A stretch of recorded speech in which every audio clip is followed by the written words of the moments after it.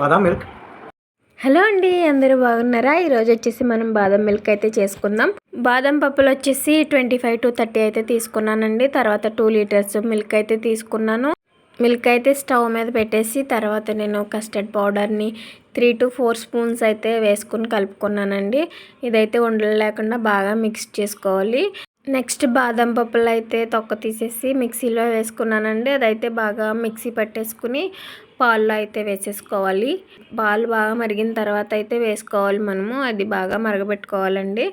ఈ మరుగుతూ ఉండగా షుగర్ కూడా యాడ్ చేసుకోవాలండి. టేస్ట్కి తగిన షుగర్ అయితే వేసుకోవాలండి. నేనైతే 3 కప్స్ అయితే వేసానండి నేను. తర్వాత మనం మిక్స్ చేసి పెట్టుకున్నాం కదండి కస్టర్డ్ పౌడర్ది, అదైతే వేసేసాను. తర్వాత బాగా మిక్స్ చేసుకున్నాను. ఇలా కలుపుకొని ఉంటే మనకి చిక్కదనం వస్తుందండి.